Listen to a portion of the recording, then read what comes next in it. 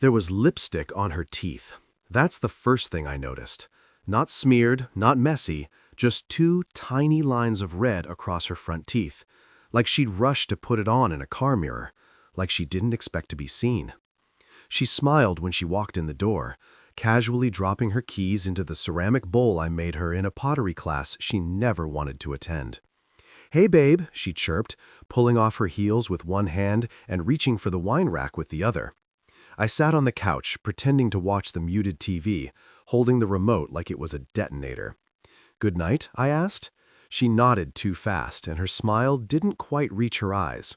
She poured a glass of wine like it was muscle memory. Didn't offer me any, didn't ask if I wanted dinner. She walked past me, still in that navy dress I didn't recognize, her perfume swirling like evidence. And I swear to God, before she turned down the hallway, I heard her whisper to herself, "He doesn't know." I didn't sleep that night, not even a second. I stared at the ceiling until 3:42 a.m., then got up, opened my laptop, and began doing the one thing I swore I'd never do in our 7 years of marriage. I checked the family iPad, the one she thought was too old to be useful. What she didn't know is it's still linked to her iCloud. Messages, locations, photos, notes. And that's when the first brick hit me in the chest. A photo from that night. A bathroom mirror selfie. Her and a man standing behind her, both smiling like teenagers, his hands on her waist. Her caption, "Married who?" Fire, fire, fire. I sat there, heart drilling into my stomach, mouth dry as desert bones. His name was Liam. I found it in her messages. He used to be her high school crush, the guy she used to call the one who got away. Turns out he got her back. They had a secret Instagram, burner accounts, private highlights, and in her hidden photo vault, a video just 5 seconds. Her in that same navy dress, blowing a kiss into the camera and saying, "Tonight I'm single, baby." The video timestamp, same minute she walked into our front door. I didn't cry, not then. I just went cold, like someone had flipped a switch inside me and turned off every light. And when morning came, she strolled into the kitchen like nothing happened, humming something by Adele. I stood there in my old slippers, holding a cup of black coffee and shaking like a washing machine with a bad leg. That's when she said it, casually, like she was reading the weather. "I'm heading out tonight again. Girls' night. Might be late." Then she looked at me with that same damn smile and said, "Don't wait up." And she slipped off her wedding ring, dropped it in her purse like loose change, and added with a smirk, "Tonight, I'm single." I sipped my coffee, tasted metal, and replied, "Not tonight. From this day on."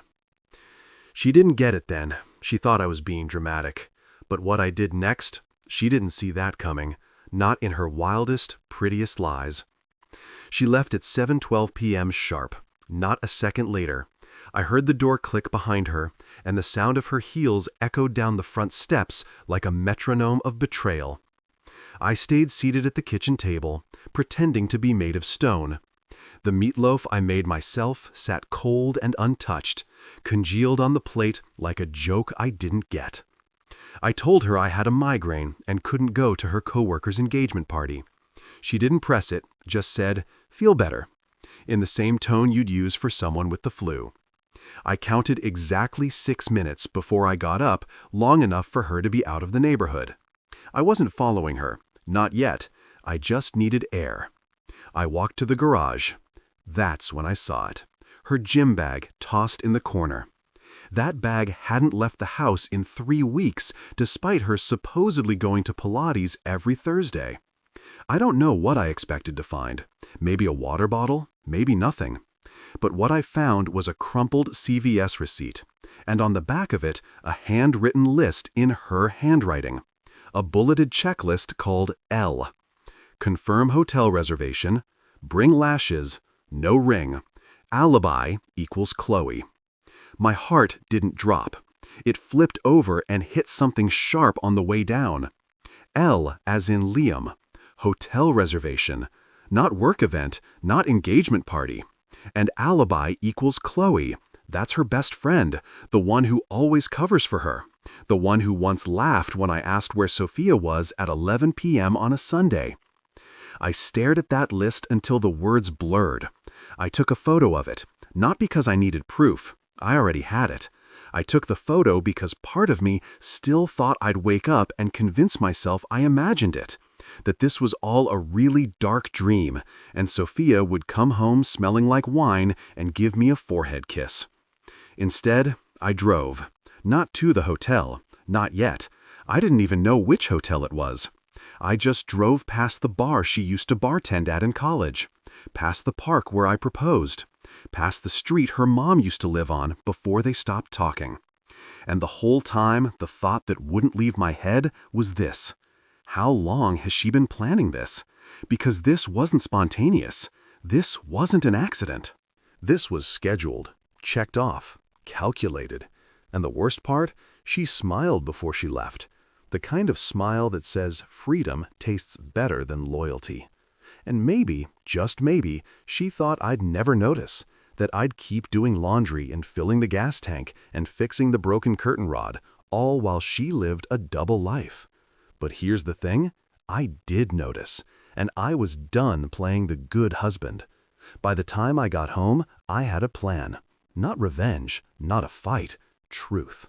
And what came next? That's where this story breaks wide open.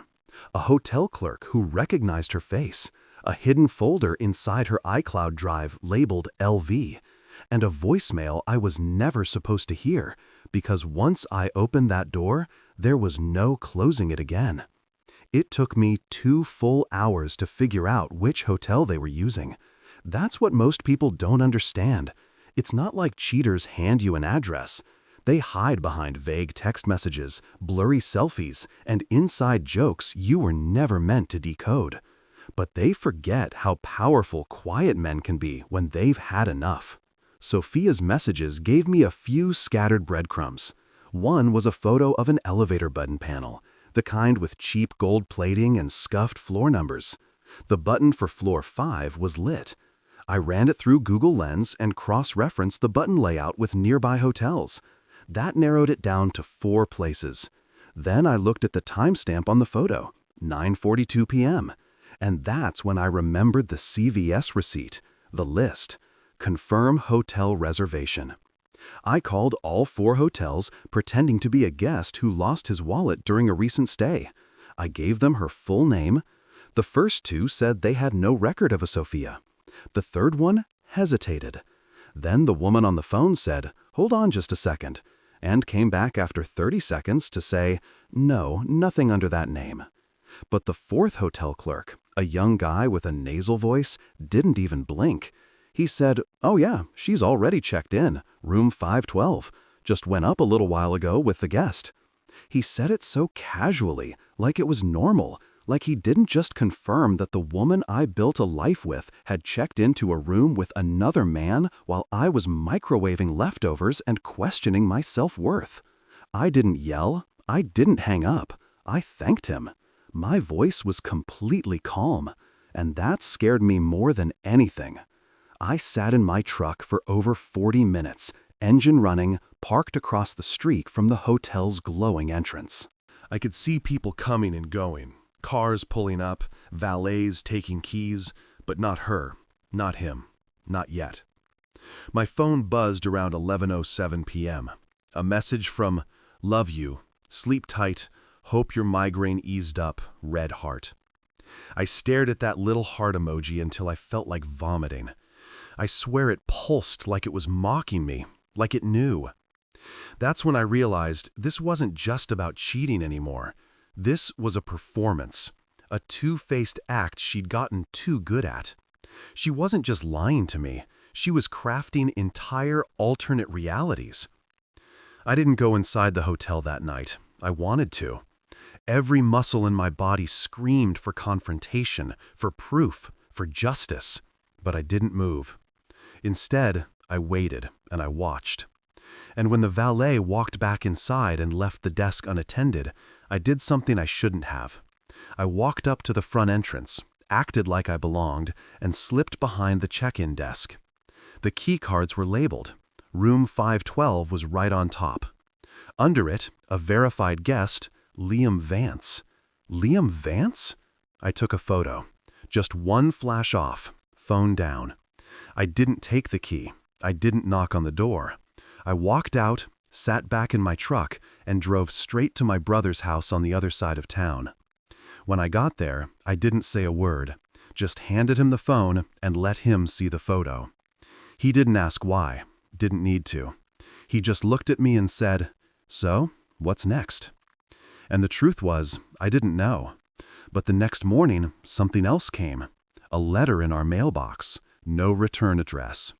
Inside, a printed screenshot, a message thread between Sophia and someone named Jay. "You're playing with fire, girl. You sure he won't find out?" "Not unless you," face with tears of joy. He still thinks I'm doing spin class and meal prepping. Under that message, another photo. Her in a hotel mirror wearing a shirt that wasn't hers. Taking a photo she never thought I'd see. I looked around the neighborhood like the mailbox was wired. Who sent this? How did they know? Was someone else watching her too? I didn't have those answers yet, but I was about to get one in the worst possible way, from someone I thought was on my side. For 2 days after the envelope arrived, I didn't sleep more than a few hours at a time. Every creak of the floorboards felt loaded. Every glance from Sophia carried a weight I couldn't name. She moved through the house like nothing was different, like she hadn't just staged an affair, like a theater production. She still asked what I wanted for dinner, still laughed at reruns of the same sitcoms we watched during our honeymoon phase, and all I could do was nod, respond with monosyllables, and pretend I wasn't dying by inches. But the envelope? That changed everything. It wasn't the kind of thing you get from a stranger. The printout was too clean, the photo too personal, the handwriting on the envelope too familiar. This wasn't some anonymous internet vigilante tipping me off. This was someone who knew her, who had access, someone who wanted me to know specifically. So I started asking quiet questions. First to Chloe, Sophia's best friend and alibi on retainer. I invited her to coffee, something I hadn't done in years. She said yes cheerfully, told me she was happy I was finally making time for people again. I didn't correct her. 15 minutes into the conversation, I dropped the question casually. "So, how was Sophia's girls' night at the hotel? Did you all end up watching that true crime doc?" She blinked. "Hotel? What hotel?" She didn't catch it at first, and then I watched it land. Slow motion realization. Her smile dropped like a stone in water. "Wait, what hotel?" she repeated, now defensive. I shrugged. "Just curious. She said she was with you." Chloe paused too long. She looked away, stirred her coffee without sipping it, then said something like, "Oh, that night? Yeah, I left early though." Liar! Her voice cracked halfway through the sentence. I didn't press her. I just let the silence hang long enough for the tension to do the talking. She left 5 minutes later. That night, I checked our Wi-Fi router logs. I'm not a tech guy, but my brother set up alerts years ago that store every connected device ID. It's mostly background noise, TVs, phones, smart plugs, but one line stood out. Sophia iPad LV connected 9:43 p.m. Disconnected 3:14 a.m. I knew that iPad. She said it was broken, said she'd thrown it out, but it had been on our network that night. LV? Liam Vance? I was starting to see it clearly now. She brought him into our home while I was working 12-hour shifts, while I was fixing her mom's fence, while I was mourning a marriage she'd already buried. I didn't know whether to scream or laugh, so I didn't either. I went back to my brother's place the next day, the only place I could think straight anymore. And while I was there, I told him everything. The iPad, the hotel, the messages, the envelope. That's when I noticed him shift in his seat. Not much, just a slight fidget, a clearing of the throat. But I've known him my whole life. I know when he's lying. So I asked, "Do you know who sent the letter?" He didn't answer, just looked down at his hands like they were suddenly fascinating. "You need to drop this," he muttered. "Just leave her." That was confirmation. It hit me like a truck. He sent the envelope. And if he sent it, that meant he'd known. For how long? Weeks? Months? I felt sick. "You knew?" I asked, voice like sandpaper. He looked at me, not guilty, not ashamed, just tired. "I saw them once. I didn't know what to do. You were already breaking. I thought if you saw it yourself, maybe you'd finally stop defending her." I didn't punch him. I didn't yell. I just walked out. And when I got home that night, Sophia was in the bath, music playing, candles lit like it was a normal Thursday. Her phone was on the sink, unlocked, face up. I shouldn't have looked, but I did. And there it was, a message thread labeled Crescent Moon. No name. He still has no clue. "You were right.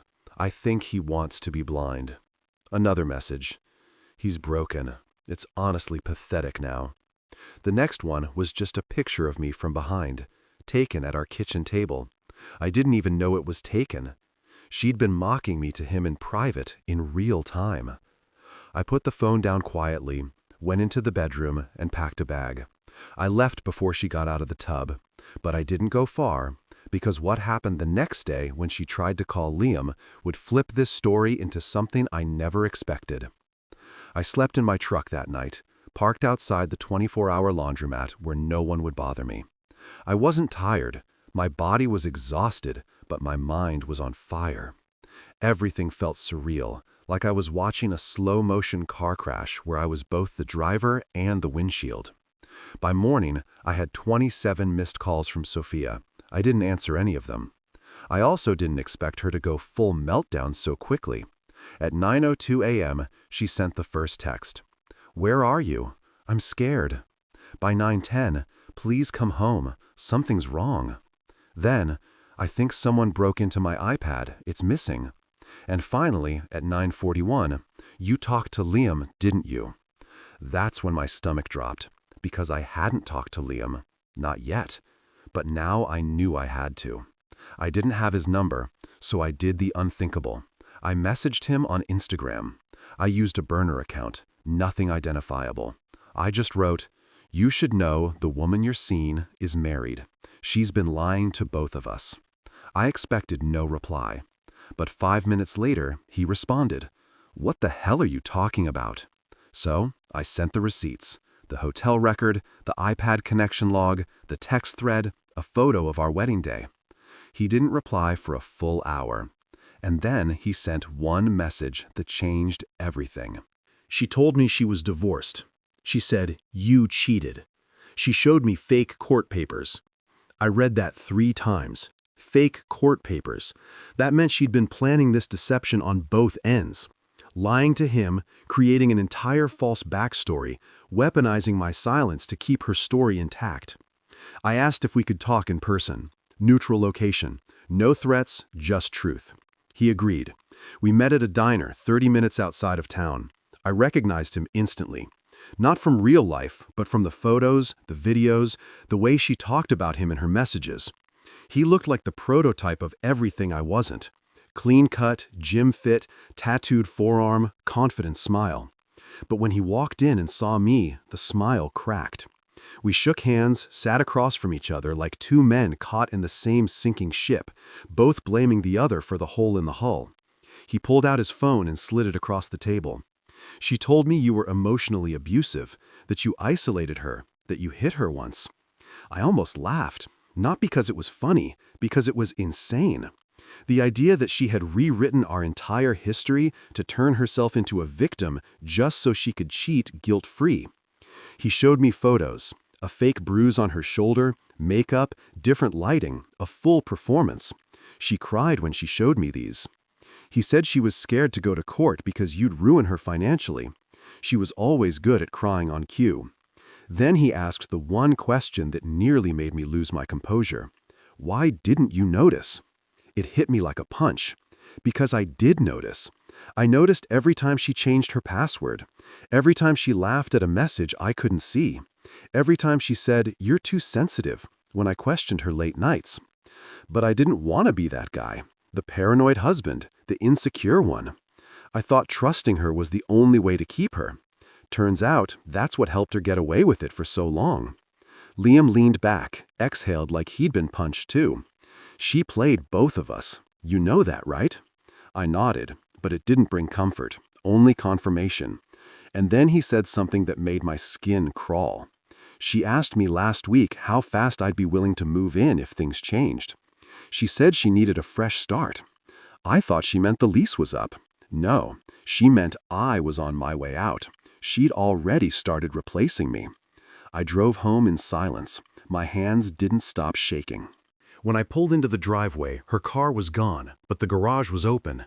Inside, taped to the fridge, was a sticky note. "We need to talk before you do something stupid. I still love you, love." She used the word like it meant nothing, like it was a band-aid for a bleeding artery. I didn't call her. I didn't answer the 30 missed calls that followed. Instead, I logged into the home security app, one I hadn't opened in over 6 months. I'd forgotten it even existed. Until I saw the video thumbnails, until I saw her bringing him inside, not once, 3 times. And not just into the living room, into our bedroom. And that's when I noticed something worse. In one of the clips, she wasn't with Liam, she was with someone else, a man I hadn't seen before, tall, bearded, wearing my hoodie. And that's where everything started unraveling for real. I watched that grainy security footage on a loop like it was a horror film I couldn't stop replaying. The angle was from the corner of the hallway, motion-triggered, just before our bedroom door.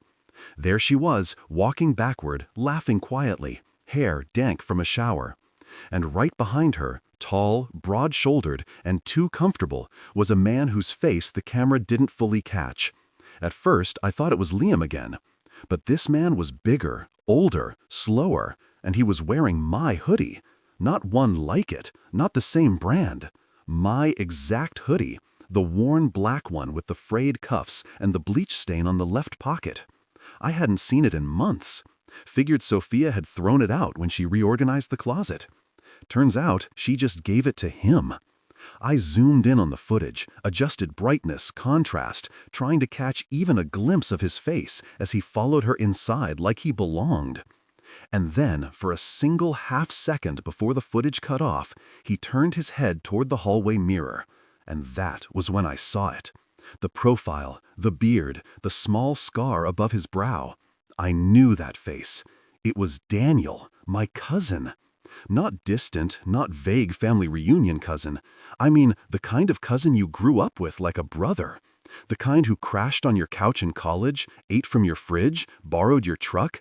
The kind you trust with keys to your house when you're out of town. That cousin. And now he was in my house, in my clothes, in my marriage, walking down my hallway like a guest who'd been there before. I wanted to throw up. Not because of the betrayal, I'd already run out of shock, but because of the implications. How long, how many times was Liam just a diversion? Was this the real affair all along? I didn't confront Sophia, not yet, not directly. Instead, I did something worse. I texted Daniel. "Hey, you around tonight? Need a hand? Moving the mower out of storage. Harmless, casual."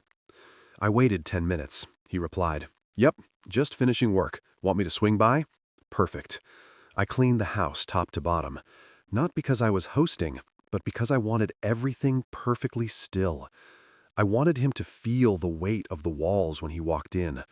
I wanted him to notice the photos I hadn't taken down yet, the ones with him in the background, next to a smiling Sophia, holding a beer, sitting close on the deck.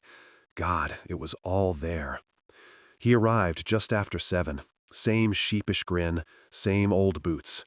I let him into the garage. He chatted casually, didn't even blink when I locked the side door behind us. And then I turned and asked, "How long have you been sleeping with my wife?" He stopped mid-sentence, stared at me like I'd just spoken a foreign language. "What?" I repeated it. No shouting, just the question sharper this time. How long have you been in my house when I wasn't here, wearing my clothes, lying in my bed? He blinked rapidly, eyes flicked toward the door like he was calculating something. Bro, I don't know what you're talking about. Is this some I have video, Daniel? He froze. I saw it, the freeze, the little twitch in his jaw. He opened his mouth, then shut it again. No denial, no outrage, just silence, and the sound of his throat tightening. You don't understand, he finally said, but I cut him off. No, you don't understand. I let you into my life. You were family. And now I don't even know how to calculate what the hell you are. And then he said something I'll never forget. It started before you got married. She told me you were just a rebound, that you weren't going to last. That sentence felt like a crowbar to the chest. It wasn't even that he said it. It was that he believed it. He believed her. And maybe in some twisted corner of his mind, he thought this was okay, because Sophia had made it okay. I told him to leave. Not just the garage, not just my house, my life. He didn't argue, didn't apologize. He just left. And when I turned off the lights and locked the door behind him, I finally allowed myself to cry. Not like before, not quiet tears in a parked truck. I mean collapsed to the floor crying, ugly, violent, wordless. Because it wasn't just the cheating. It wasn't just the lies.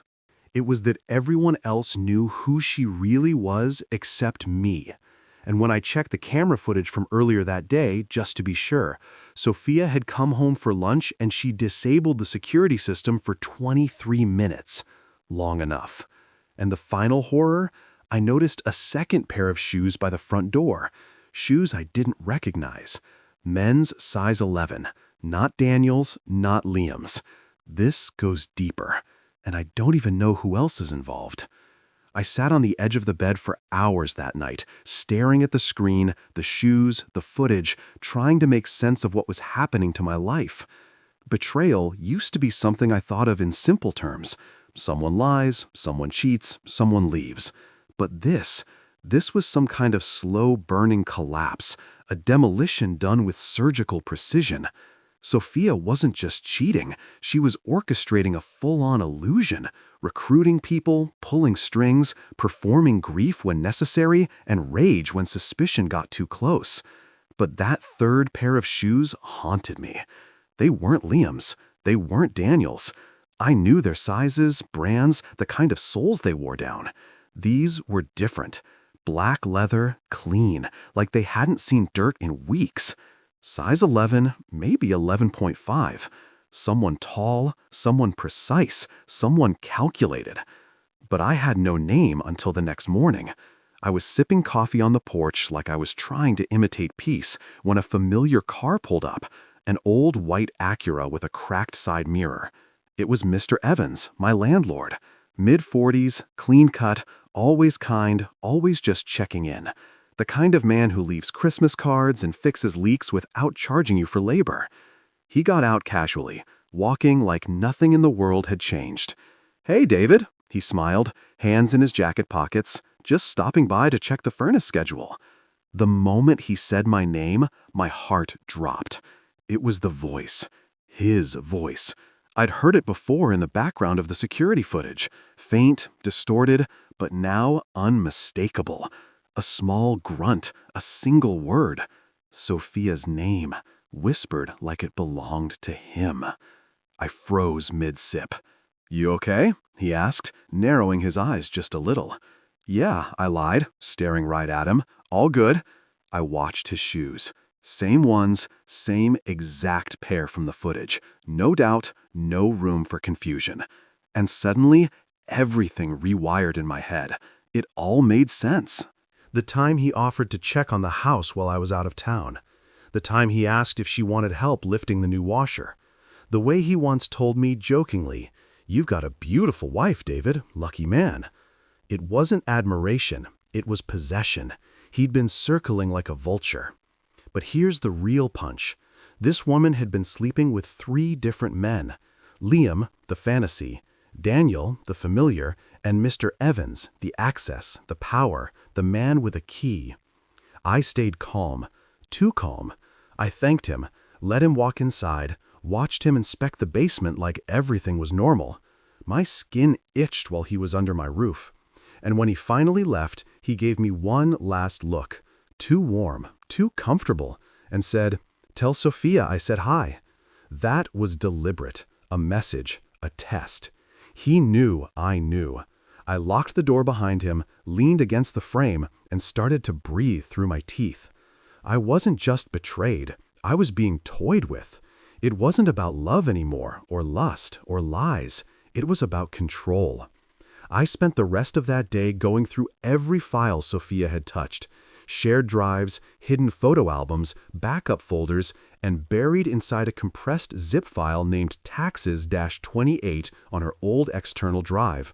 I found a folder full of receipts, scanned images, hotel bookings, one labeled Evans meeting. Meeting, that was the word she used to label her affairs. Now there was a note at the bottom, scrolled, handwritten, scanned. "He's boring. You're better at everything. You make me feel something. David, me." She had weaponized my entire personality and used it as foreplay for other men. And yet she still slept in our bed, still made pancakes, still laughed at dumb jokes in front of friends like nothing was happening in the walls around her. I was breathing through gasoline, but I wasn't done. Not yet. That night, I called Liam, told him what I'd found. He asked to meet again. We did, but this time we didn't talk about feelings. We made a plan. Because if Sophia wanted a performance, if she'd turned this life into a stage, then it was time for her final act to begin, and she wouldn't even see the curtain drop. I didn't sleep for 2 nights after discovering the third man. I didn't eat either.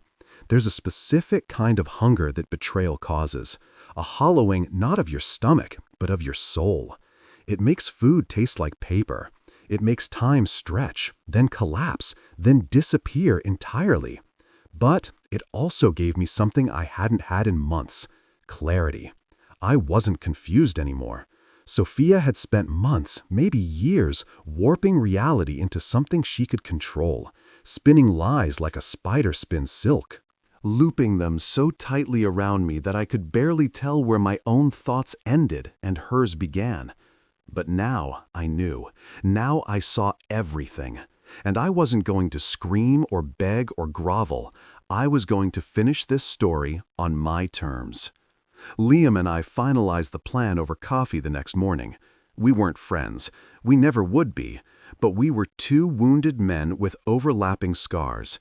And just for one day, that was enough to make us allies. The next night, Sophia had planned a dinner party at our house. Small, just a few close friends. She'd said Mr. Evans was going to be there. So was Daniel. I knew because I found the group text thread. She thought I was still too checked out to notice anything.